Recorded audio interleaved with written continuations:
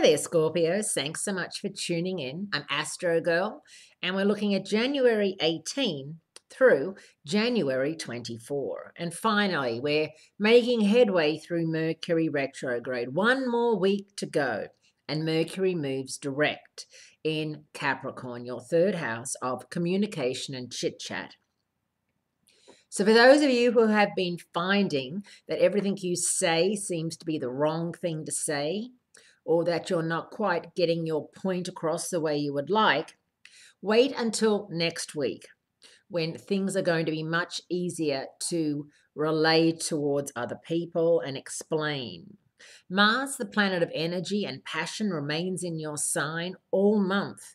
And it really is a good idea for you to get those things done that require patience, that require a lot of energy, and that require a lot of grit and determination on your behalf, because Mars really is the planet of heart of, energy, passion, stamina, motivation, and having him in your sign is always a treat. And of course, you're co-ruled by Mars along with Aries. Aries are ruled by Mars, you're co-ruled. So Aries are a great connection for you right now as far as being go-to people and people that motivate you to get something done which has been hanging over your head for way too long. And you probably know exactly what it is that I am talking about and what you need to do in order to get something done and move forward. Now, there's a full moon this weekend in Leo that's going to be transiting your 10th house of career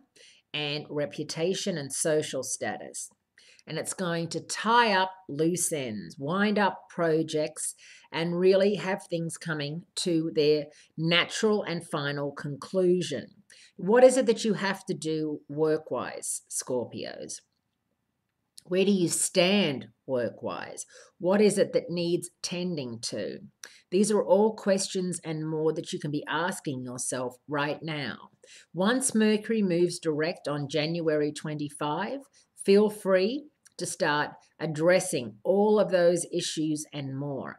While Mercury is retrograde this week, however, it's a time to rethink, retweak, redo, reorganize. Not a time for doing, it's a time for redoing, and there's a big difference with that.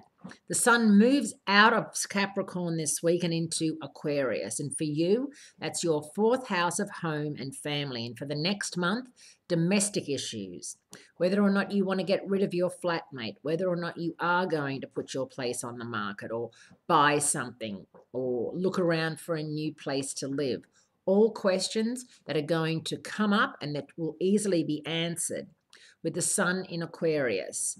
I think that February is going to really be the jump-off month for 2016. We were very stalled in January due to Mercury and Jupiter going out of phase around the same time for most, and Jupiter's out of phase through May 9. But Jupiter's an outer planet, not affecting us as much as Venus and Mercury do. So just stick to the plan.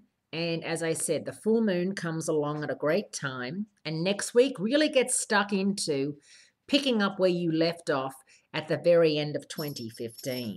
Thanks so much for tuning in. I appreciate it, Scorpios. And I'll speak to you again next week.